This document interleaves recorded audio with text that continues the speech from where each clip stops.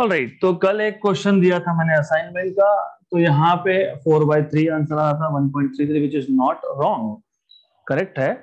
सिर्फ आपको पूछा है कि आपका जो अननोन रेजिस्टेंस है शुड बी ग्रेटर देन 2, तो इतना ही करना था कि जो अननोन रेजिस्टेंस हमने पहले लेफ्ट गैप में लगाया था, बाद में स्विच किया था, उसको उल्टा करो, put it in the right gap first, unknown resistance, make one equation, मतलब यहाँ पे 2/x आएगा इन शॉर्ट, ओके, और बाद में स्विच करो तो यहाँ पे x/2 आएगा and then solve. That is the only thing you are suppose to do, और कुछ नहीं करना था, ओके। तो सिर्फ इक्वेशंस में ये लेफ्ट हैंड साइड जो है ये रेसिप्रोकेट होगा, यहाँ पे भी रेसिप्रोकेट होगा, that's the only thing, only difference you will have, and you should get option number A, 3 ohm as answer. अगला question, question number 32, the resistance of the wire in the platinum resistance thermometer at ice point. You should know what is ice point. Ice point is 0 degree Celsius, okay, is 5 ohm, तो ice point पे resistance है 5 ohm, and at steam point, you know what is steam point? Steam point is 100 degrees Celsius, the temperature at which water boils, okay, 100 degrees Celsius. The resistance is 5.25, okay. When the thermometer is inserted in an unknown hot bath, its resistance is found to be 5.5 ohm, and they are asking you what is the temperature of the hot bath. Good. तो आपके पास 3 अलग अलग resistance के values है, 3 temperature की बात हो रही है, उसमें से एक अननोन है, तो of course you have to use RT equal to R0 1 plus alpha T, of course alpha delta T, लेकिन you know delta T is T final minus T initial, और the moment you write R0 मतलब आप बोल रहे हो initial temperature कितना है, 0 है, तो इसलिए डायरेक्टली अल्फा T आपने लिख दिया, okay. Then what you can do is, आपके पास 100 डिग्री है, 0 है और T है, हमको T फाइंड करना है, तो हम क्या करेंगे, एक बार 100 और 0 पे ये फॉर्मूला अप्लाई करेंगे, एक बार T और 0 पे अप्लाई करेंगे, तो what I will do is, therefore I can write R100 equal to R0 1 plus 100 alpha, correct? और what I am doing is simple thing, एक बार मैं इन दोनों पे वो फॉर्मूला अप्लाई कर रहा हूं, एंड एक बार मैं इन दोनों पे फॉर्मूला अप्लाई कर रहा हूं, तो I am making this as common, right?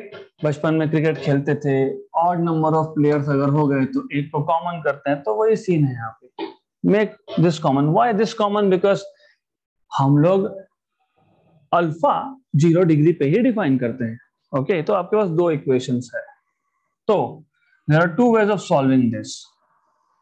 एक, यहां से अल्फा का फॉर्मूला बनाओ, दूसरे इक्वेशन से अल्फा का फॉर्मूला बनाओ, दोनों को इक्वेट कर दो, दैट इज नंबर 1 थिंग।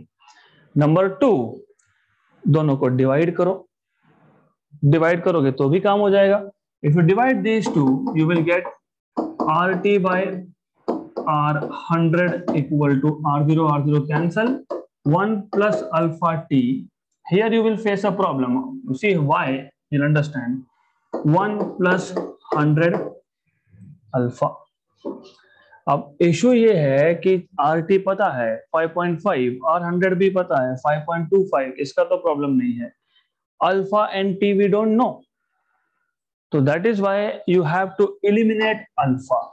तो अल्फा को आपको इक्वेशन से सबसे पहले हटाना पड़ेगा, because you don't know what is alpha. तो क्या करेंगे, so what you can do is, एक काम करते हैं, यहां से एक अल्फा का इक्वेशन बनाते हैं और नीचे के इक्वेशन से अल्फा का एक इक्वेशन बनाते हैं, तो you will have this as RT equal to R0 plus R0 alpha T।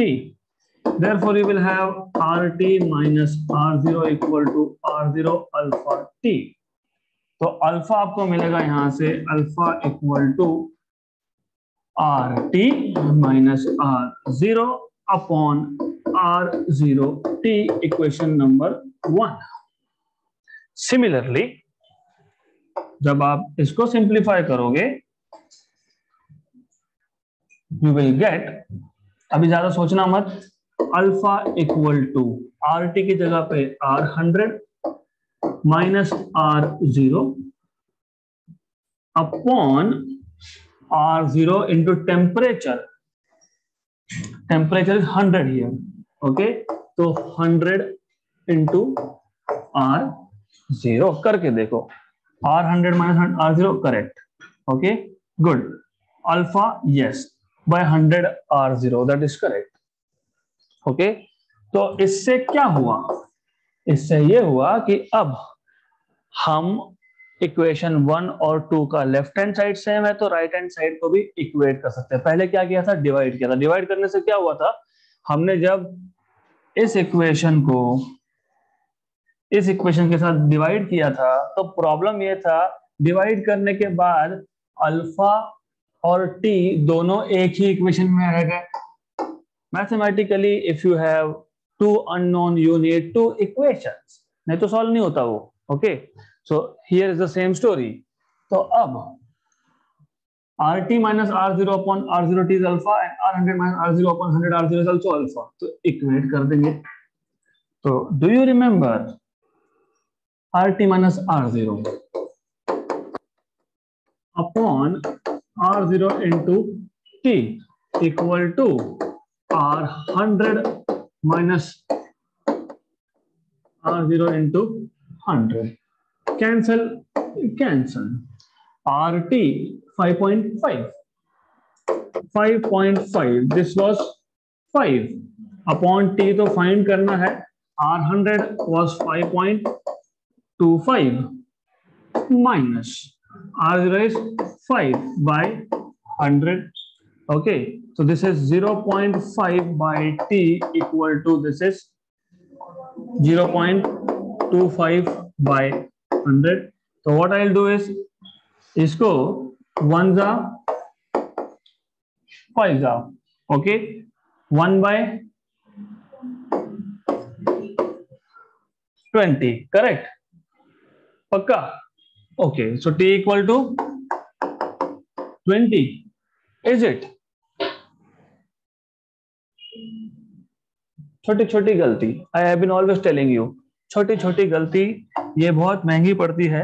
This is 0.5, कैसे 0.5? So this is 0.5 by T।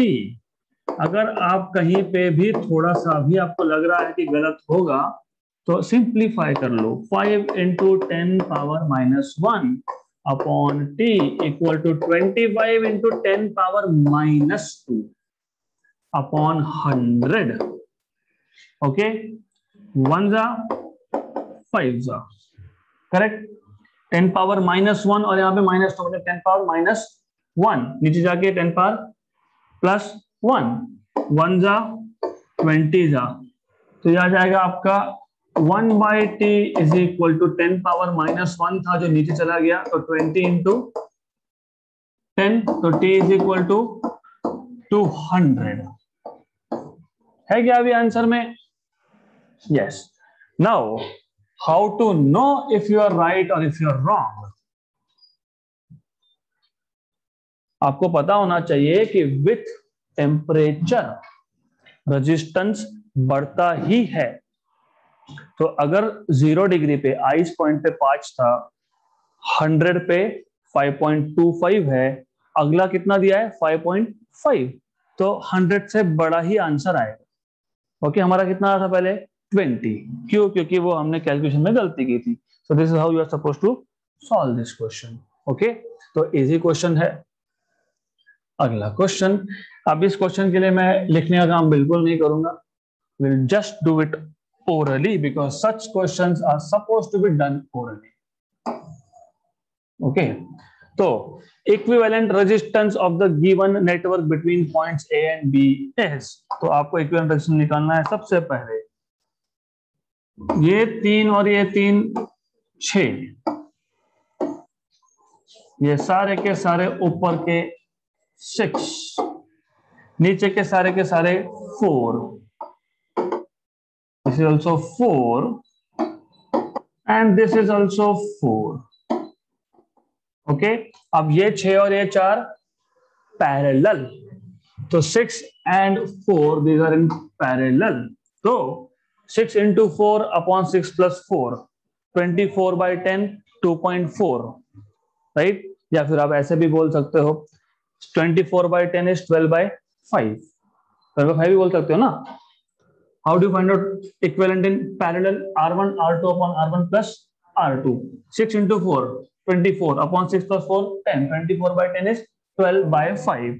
So each of this is 12 by 5, 12 by 5 and 12 by 5. तो ये 12 by 5, ये 12 by 5 और ये 12 by 5 series में, तो plus and plus, that is 3 times of 12 by 5, that is 36 by 5. Option number C with the correction. यहाँ पे by 5 दो बार हो गया है, तो option number C. Easy question था। Let's make a shortcut formula. क्या करना, मान लो ये एक नेटवर्क है, एक सेट है, दिस इज अनदर 3 है आपके पास। ऐसे अगर 10 दे दिए तो 10 दे दिए तो हर एक का इक्विवेलेंट फाइंड कर लो। इसका इक्विवेलेंट कितना था 12 by 5। अगर 2 होते तो 24 by 5, 3 होते तो 36 by 5, 4 होते तो 48 by 5, 5 होते तो 12 60 by 5, ओके 6 होते तो यस, तो n times of equivalent of each network. Simple, क्योंकि ये सीरीज में है, राइट? तो this is how you simplify the circuit, और ओरली होना चाहिए ऐसा क्वेश्चन। नेक्स्ट क्वेश्चन,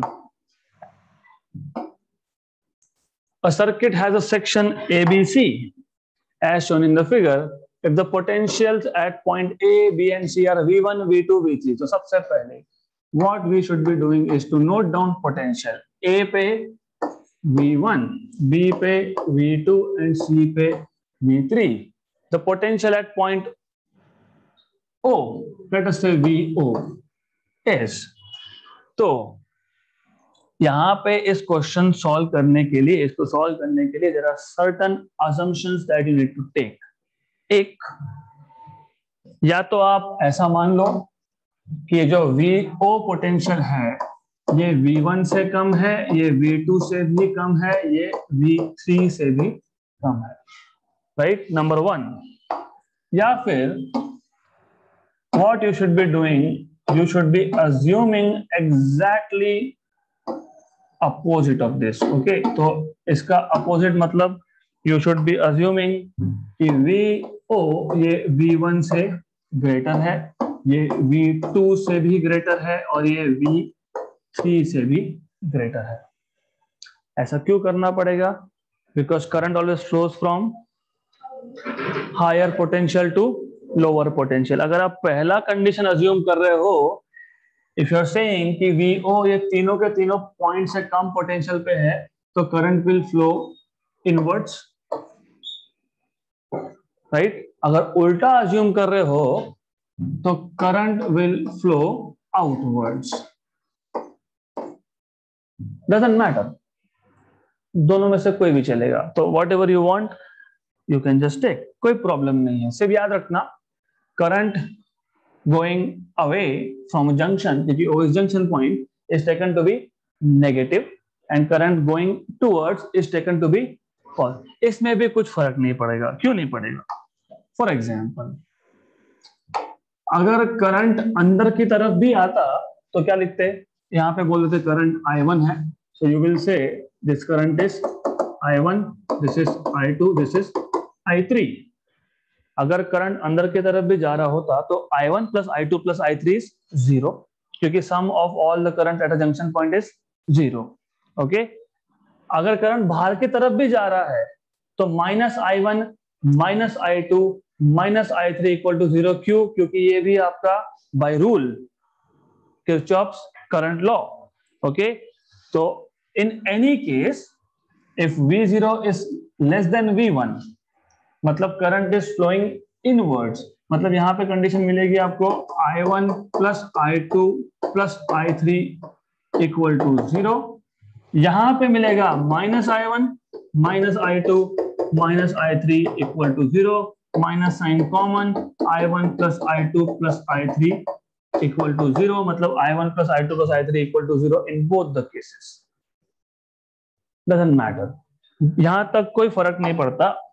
तो no matter what you assume, you still get the same equation. तो यहां तक डजंट मैटर। इसके आगे yes it will matter. So I will से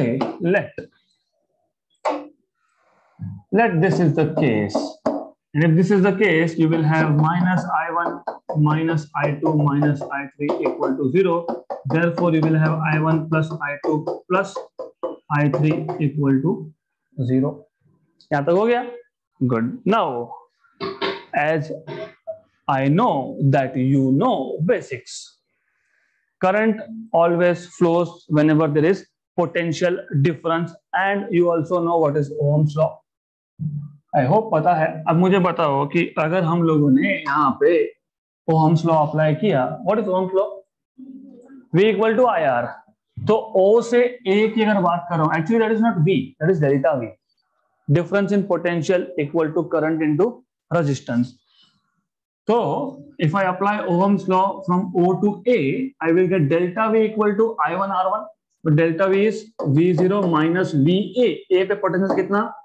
1, तो V0 minus V1 is I1 R1।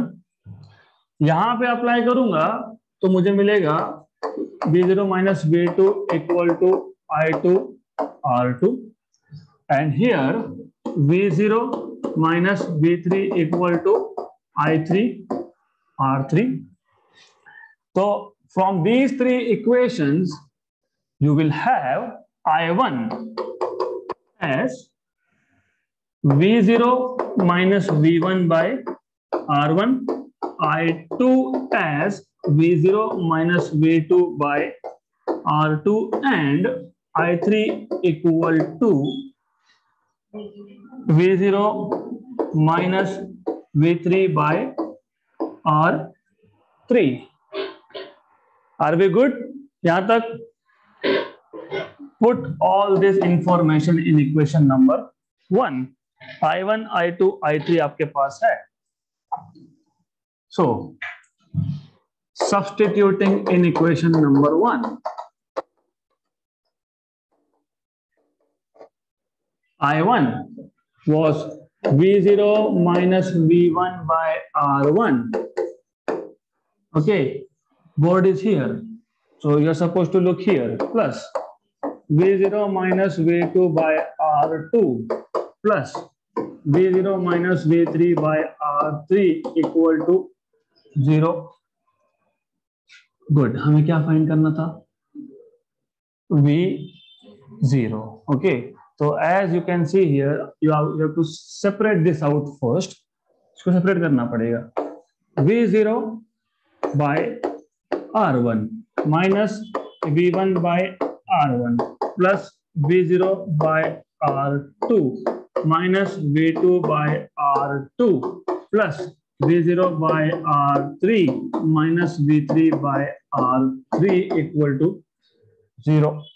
Now 1, 2, 3, इन तीनों में V0 V0 V0 न्यूमरेटर में है, मतलब मैं तीनों से कॉमन निकाल सकता हूं।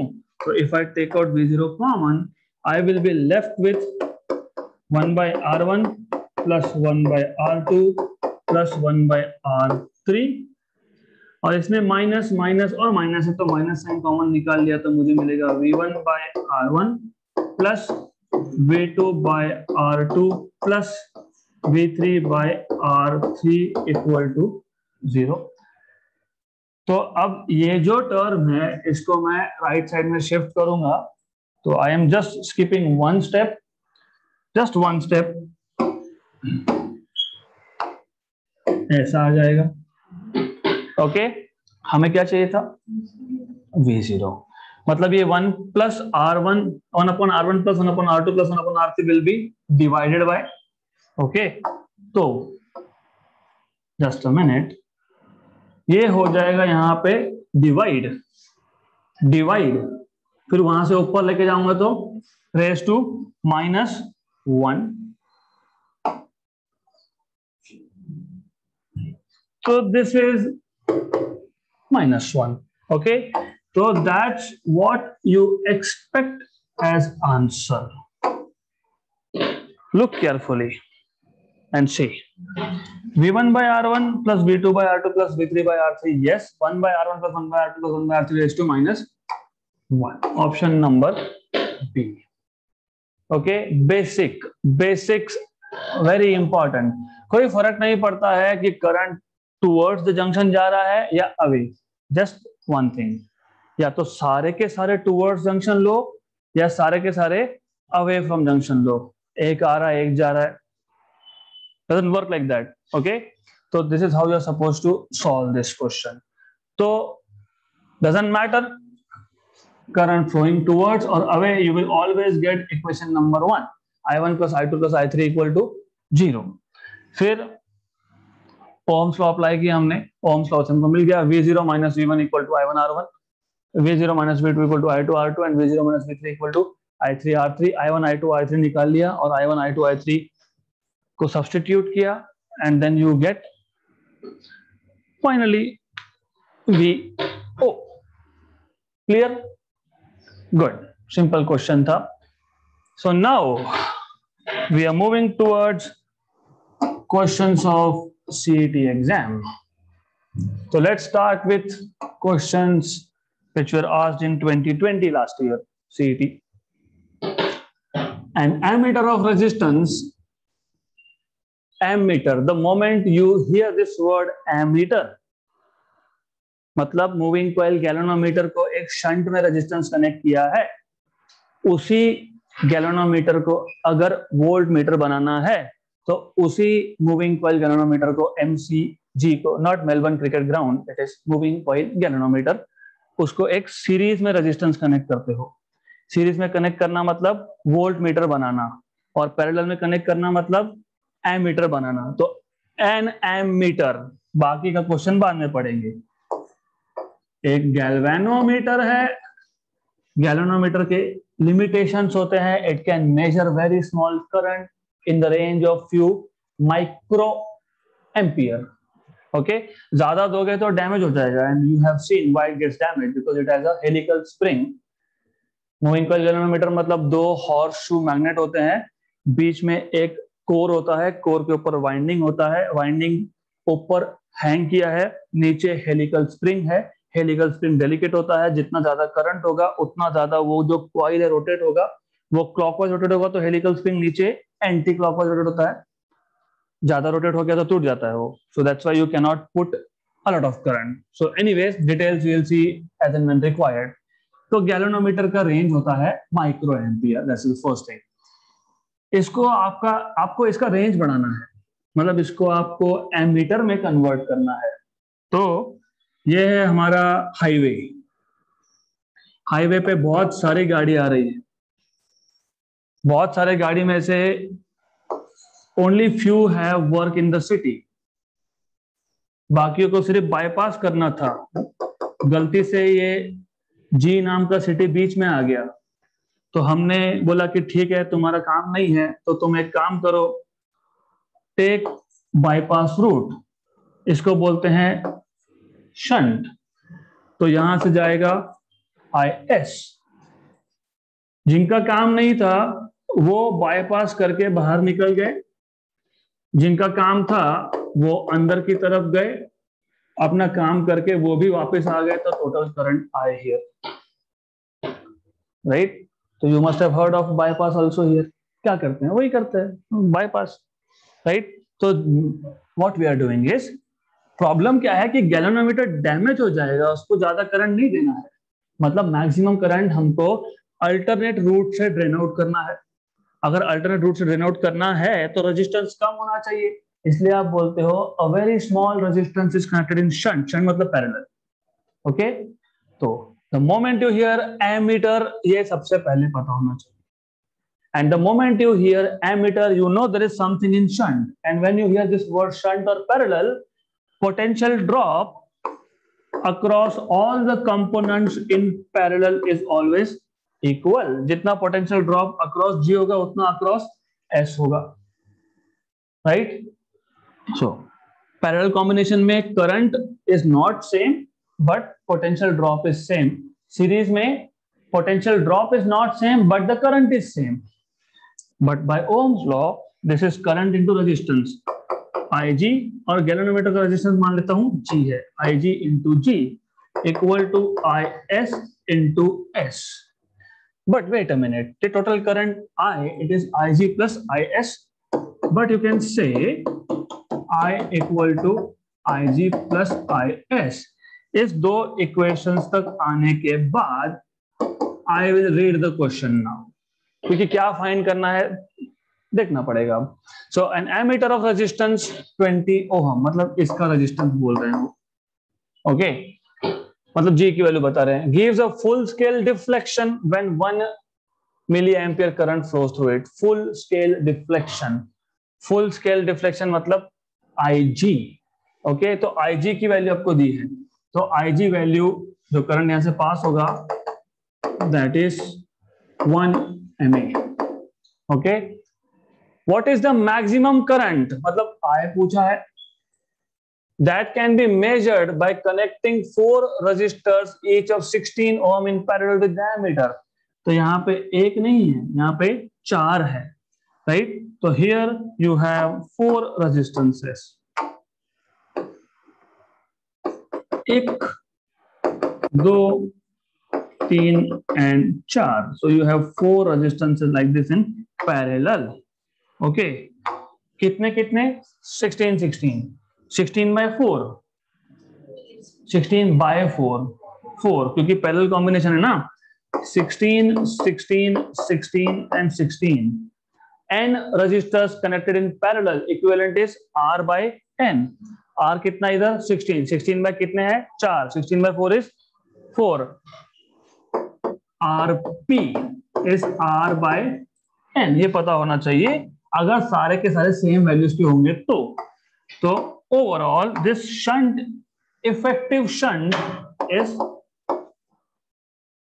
4, इफेक्टिव पैरेलल रेजिस्टेंस इज 4। यहां तक आपको पहले पता होना चाहिए, right? Under this conditions you are supposed to find out what is total current I, ऐसे ही पूछा है, maximum current I, good, maximum current I तो कैसे फाइंड करेंगे? I, easy task, very very easy. तो क्या करोगे अब? IG पता है, do you know what is IS? No, you don't know. Do you know what is G? Yes. Do you know what is S? Yes. IG? Yes. क्या नहीं पता? IS। जो नहीं पता, गेट रिड ऑफ दैट, उसको हटाओ equation में से। Therefore IS is equal to I minus IG. Put this in equation number 1. Therefore, you will have Ig into G equal to I minus Ig into S. Directly value substitute करो तो भी चलेगा, या फिर पहले I का equation बना लो फिर वैल्यू सब्स्टिट्यूट करो तो भी चलेगा। तो I will prefer the other way, क्योंकि यहाँ पे गलतियां होने के चांसेस कम होते हैं, okay. So there is less probability of making mistakes if you make a equation first. Of course probability can never be 0, तो गलती तो हो ही सकती है लेकिन चांसेस कम है, तो हमको हमारे गलती करने के चांसेस को रिड्यूस करना है। लेफ्ट हैंड साइड में से आप IG को कॉमन निकाल लोगे, okay. You can take this common, G plus S, और वहां पे था I into S, तो डिवाइड बाय S, ओके। ये इक्वेशन आपने थ्योरी में भी बनाया है, सिर्फ S के लिए बनाया था, नॉट फॉर I। हमने थ्योरी में इक्वेशन डिराइव किया है, okay. IG 1 milliampere. Or if you look at option milli, milli, milli and milli, so I don't need to convert. So I'll just say this is 1, G 20 था, S 4 और ये भी 4, 24 by 4 6, so you have 6 milliampere as the total current. है क्या option number A, right? Good. So what you need to remember is, first of all, ammeter क्या है वो पता होना चाहिए. एमीटर में क्या करते हैं, गैल्वेनोमीटर को पैरेलल में रेजिस्टेंस कनेक्ट करते हैं, यहाँ पे एक की जगह पे 4, तो क्या फर्क पड़ता है, चारों का इक्विवेलेंट निकाल लो.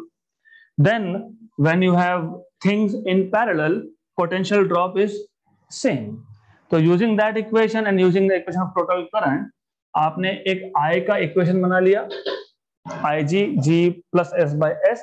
IG was in milliampere, answer भी is in milliampere. I don't need to convert then. तो सिर्फ G और S की वैल्यू सब्स्टिट्यूट करो and find out the answer. तो मैंने बताया था CET का लेवल इंक्रीज हो गया है. That is why we are taking such questions here for CET preparation. Okay, so next question. Two wires A and B of equal length important है, are connected in left and right gap of a meter bridge. Null point is obtained at 40 centimeters from the left end. मतलब A to D distance जिसको हमने L बोला था वो 40 है, तो D to C will be 100 minus L, मतलब 60. Okay. Diameters of wire A and B are in the ratio 3:1. The ratio of specific resistance. So you should know at the first place. ये diagram आपको अब दिमाग में fit बैठ जानी चाहिए. Even if you wake up at 3, you should know that how does a bridge looks like, और कौन सा कंपोनेंट कहाँ लगाया है, किसको R1 बोला है, किसको R2 बोला है, R3 कहाँ से आया, R4 कहाँ से आया, ये सारे के सारे चीजें you need to know now. Okay, ये पता होने चाहिए अब. So this is the last time I am drawing this diagram. From next question onwards मैं आपको orally बता दूंगा, हाँ ये R1 है, ये लेफ्ट गैप में है, ये राइट गैप में है, so on and so forth. I will not draw this diagram again. This is the last time. So whatever it is, I am not a drawing teacher, so I don't care anymore. So छोड़ दो. ये आ गया आपका wire. यहां पे एक wire connect किया है, सम वायर A. यहां पे एक वायर कनेक्ट किया है, सम वायर B. वायर A और वायर B का रेजिस्टेंस से मतलब है हमारा. Okay, good. तो इसका रेजिस्टेंस क्या होगा, R1. इसका क्या होगा, यहाँ पे गैल्वेनोमीटर और नल पॉइंट, तो A से ये जो पॉइंट है यहाँ पे D, ये B पॉइंट होता है यहाँ, इसका रेजिस्टेंस R3 और here you have R4. If you remember under balance condition, R1 by R2 is R3 by R4 और ये आता है L upon 100 minus L. Very good. So now हमें क्या फाइंड करना है, ratio of specific resistance of wire A and wire B. First of all, R is rho L by A. So rho मतलब specific resistance, जिसको आप resistivity भी बोलते हो, is RA by L. But area of cross section of wire depends on radius, क्योंकि cross section of wire is circular. आपके घर में वायरिंग किया होगा, यहाँ पे बहुत सारे wiring. You see each wire has a circular cross section. है क्या कहीं पे triangular cross section, rectangular cross section? नहीं, तो circular cross section. तो सर्कल का एरिया क्या आएगा, पाई आर स्क्वायर या फिर पाई डी स्क्वायर बाई 4. क्यों कर रहा हूं, डायामीटर्स का रेशियो दिया है by L. So from this equation what you see is rho is proportional to R and D square, pi constant, 4 constant, length उन्होंने बोला है इक्वल लेंथ, तो length is also constant, right? You are supposed to find out ratio rho A by rho B, that is equal to R A by R B and diameter of A by diameter of B का square. So DA by DB का square, correct? Obviously मैंने अभी बताया था A ये कौन से gap में था? लेफ्ट. B ये कहां पे था? राइट. तो RA by RB मतलब R1 by R2 और R1 by R2 मतलब R1 by R2 is equal to R2 by R1. Which world are we living in? R1 by R2 equal to R2 by R1, मतलब R1 square equal to R2 square बोल रहे हो आप. Think of the meter bridge. Length के terms में मैंने बताया, some of you just said yes. आपके पास जो इंफॉर्मेशन है, नल पॉइंट का इंफॉर्मेशन है, तो ये आएगा L upon 100 minus L, okay, DA by DB square, this is 40 by 60, this is 3:1,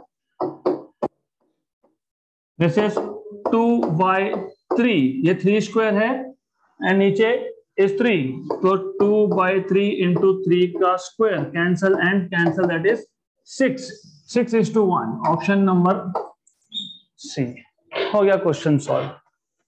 okay, तो अभी वो मीटर भी दिमाग में बिठा लो, कंडीशंस भी. Okay, are we good? R1 by R2 is equal to L upon 100 minus L. Good. अगला question, in conversion of a moving coil galvanometer into ammeter of required range, the resistance of the ammeter so formed is. अभी solve किया था हमने, क्योंकि हमने ये solve किया था बोलते बोलते. ये है यहाँ पे ऊपर गैल्वेनोमीटर जिसका रेजिस्टेंस है G, उसको हमने शंट में एक रेजिस्टेंस लगाया S. So these two are in parallel, isn't it? What is equivalent here? SG upon S plus G है क्या? SG upon S plus G. Option number B. ये आपका 2020 का CET का question. So equivalent here is S into G upon S plus G. खत्म. सिर्फ इतना बताना चाहिए कि both are in parallel. Option number B. Done. अगला question, question number 6, again 2020. Two cells having unknown EMFs E1 and E2, where E1 is greater than E2, are connected in potentiometer circuit so as to assist each other. The null point obtained is at 490 centimeters from the higher potential end. When cell E2 is connected so as to oppose E1, the null point is at 90 from the same end. The ratio of E1 by E2 is. ठीक है. So first of all, मैं वापस एक बार वो assist, मतलब you have learn 2 different methods of finding out unknown EMF. Current electricity, इस पूरे chapter में हमने 2 ही काम किए, एक रेजिस्टेंस फाइंड किया अननोन और दूसरा unknown EMF. Unknown resistance find करने के लिए व्हीटस्टोन्स ब्रिज और EMF के लिए पोटेंशियोमीटर. फिर पोटेंशियोमीटर क्या होता है पहले वो समझ लो. पोटेंशियोमीटर सिर्फ एक वायर है, it is just a wire. The wire is 2 to 10 metre long, 200 से 1000 सेंटीमीटर तक, very long, right. 2 to 10 metre. अगर 10 मीटर का पोटेंशियोमीटर है तो 30 फीट का हमको इंस्ट्रूमेंट बनाना पड़ेगा, 30 फीट. तो व्हाट वी डू इज, हम वायर को कर देते हैं फोल्ड. ये आ गया आपका वायर, फोल्ड कर रहे हैं, इसको हम लोग फोल्ड कर दिया. So we are folding the wire. This is the starting point of wire, this is the end point of wire. Okay, and हमने इसको ऐसे फोल्ड करके कनेक्ट कर दिया है, something like this. Okay good, ये है आपका पोटेंशियोमीटर वायर। अगर आपको याद होगा, हमेशा ए पॉइंट ये बैटरी के, एक्सटर्नल बैटरी के पॉजिटिव को जाता है। तो here you have external battery, then you may have a key over here, then you have a rheostat somewhere over here, and something like this is the connection. Okay, now ये आ गया आपका potentiometer. This is potentiometer, this is external EMF E, this is की। अब ये जो potentiometer का ऊपर का पार्ट है, you can put different things there and use it to find out, to compare EMF of two cells by individual cell method। मैं एक बार बता रहा हूं, उसके बाद मैं डायग्राम्स नहीं ड्रॉ करूंगा। सो यहां पे आप ऐसा एक सर्किट बनाते हो, something like this, something like this. Okay, यहाँ पे आप एक सेल डालते हो E1 विथ अ की K1, यहाँ पे आप एक सेल डालते हो E2 विथ अ की K2, then you have a galvanometer here। Okay, वैसे रिवीजन आपने देखना चाहिए था lectures. Anyways, first of all individual cell method, मतलब एक ही cell at a time circuit में रहेगा। तो क्या करोगे, पहले K1 को क्लोज करो, ओपन दिस, K2 ओपन है, मतलब E2 सर्किट में नहीं है। ये जो एक्सटर्नल बैटरी है ये तो अपना काम करेगा, ये तो करंट ड्राइव करने ही वाला है। नाउ यहां का जो पॉइंटर है, you keep touching it at different points between A and B। जब तक गैल्वेनोमीटर में करंट 0 नहीं होता, तब तक ये जो सेल है E1, इसका EMF यूज हो रहा है टू सर्कुलेट करंट, क्योंकि ये ऊपर का भी एक सर्किट बन गया ना, is also close circuit. The moment you have current 0 in the galvanometer, you call this point as P, और इसको बोलते हो नल पॉइंट। नल पॉइंट मतलब गैल्वेनोमीटर से करंट नहीं जाएगा, मतलब EMF यूज नहीं हुआ, क्योंकि करंट सर्कुलेट नहीं हुआ। एंड देन यू से bye the way, this length of AP, इसको बोलोगे L1। ओके, अब यूज नहीं हुआ, यूज नहीं हुआ तो आप बोलते हो ये पूरा का पूरा EMF अपीयर हुआ। कहाँ अपीयर हुआ, A और P पॉइंट पे अगर मैंने मल्टीमीटर लगा दिया, मतलब जो वोल्टेजेस मेजर करता है, ऐसा लगा दिया यहाँ पे, तो मुझे एग्जैक्टली E1 मिलेगा, क्योंकि यूज ही नहीं हुआ। फिर आप बोलते हो E1 is proportional to balancing length L1। अब उल्टा, K1 open मतलब E1 is not in the circuit, K2 close। Same process you repeat and find out another null point P dash, call this length as L2। Galvanometer current is still 0, so E2 is proportional to L2, so E1 by E2 is equal to L1 by L2।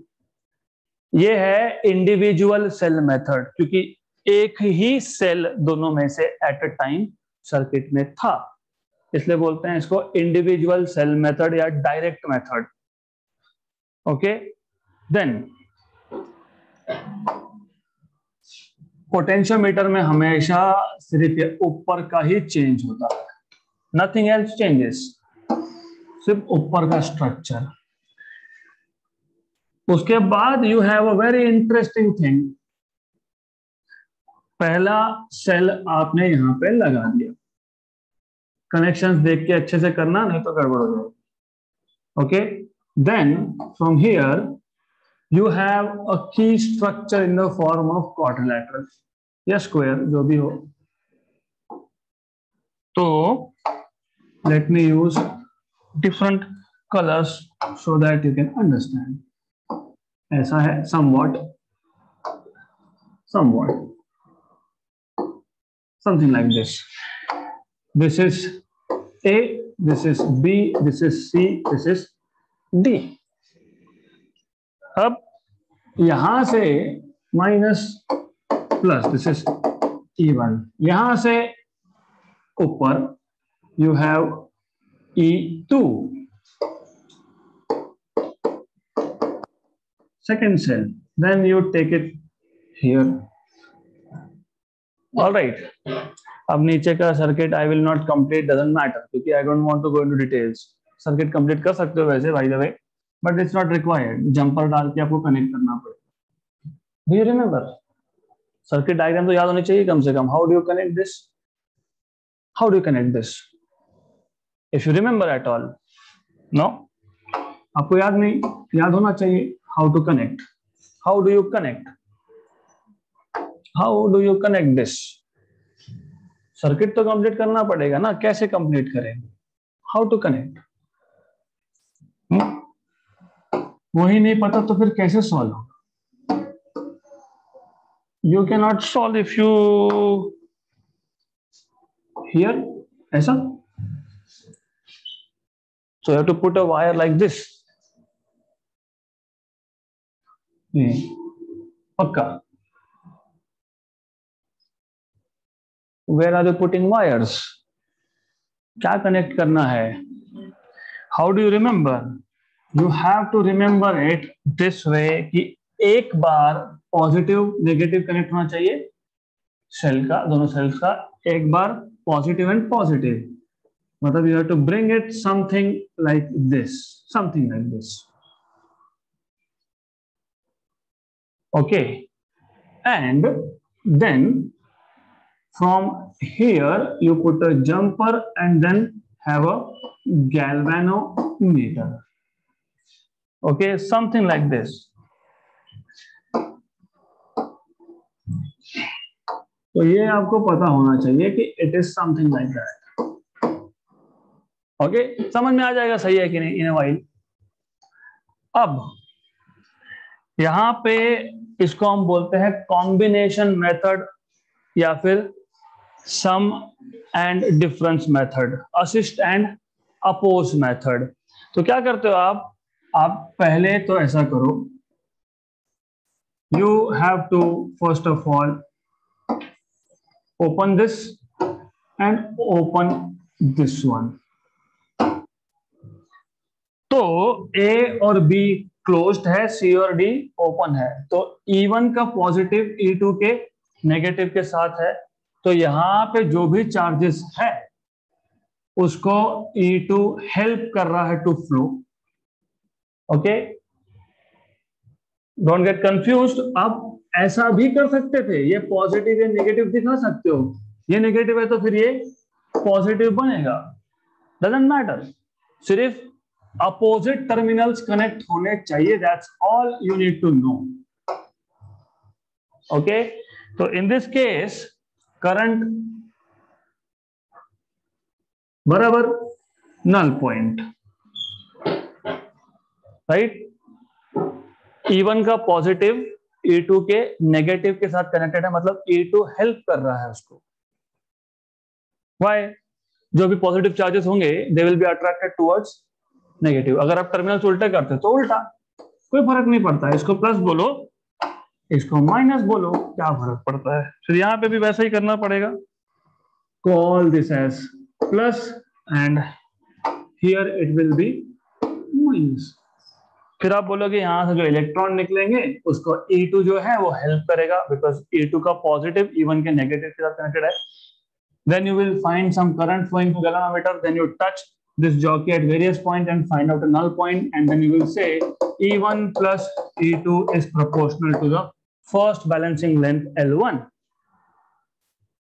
Balance करना है बस, यहाँ पे current नहीं चाहिए हमको. मिल रहा है ना, वो टच करते रहो करते रहो करते रहो. At some point you will get no current, call that length as L1. हो गया. Second case, close and close, इसको और इसको ओपन. अब इसका नेगेटिव ये E2 के नेगेटिव के साथ कनेक्टेड है, मतलब E2 विल अपोज E1. और फिर भी अगर गैल्वेनोमीटर से करंट जाना चाहिए तो अंडर वन कंडीशन, तो आपको याद होगा पोटेंशियोमीटर में ये जो एक्सटर्नल E होता है ये E1 से और E2 से ज्यादा ही होता है.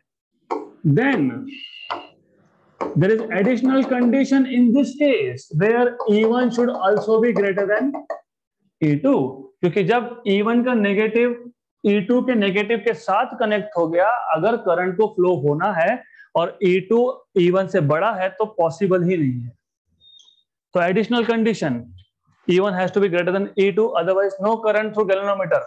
बात ही खत्म हो गई. कौन सा अपोजिशन? वो हाथी है, ये चींटी है. Okay, so you have to understand E1 has to be greater than E2. तो सेकेंड टाइम जब आप नल पॉइंट ढूंढोगे उसको L2 बोलोगे तो E1 minus E2 is proportional to L2. So E1 plus E2 by E1 minus E2 is equal to L1 by L2. हमें क्या चाहिए? E1 by E2. यहाँ पे क्या मिला? E1 plus E2 upon E1 minus E2. Componendo dividendo. Componendo मतलब numerator, numerator में numerator plus denominator लिखो और डिनोमिनेटर में न्यूमरेटर माइनस डिनोमिनेटर लिखो. ओके, तो वो सब तुम खुद कर लेना, आप कर सकते हो. What is componendo dividendo? You have learned in school. So you will get after doing all this E1 by E2 equal to L1 plus L2 by L1 minus L2. अब क्वेश्चन सॉल्व होगा. So now if you look at the question, मैंने बताया था extra condition. Look, right, good. तो आपको क्या बोला है कि E1 E2 दो अननोन EMF है, null point is obtain from higher potential end. इसका मतलब पहला जो नल लेंथ था, नल पॉइंट का जो लेंथ था वो है 490.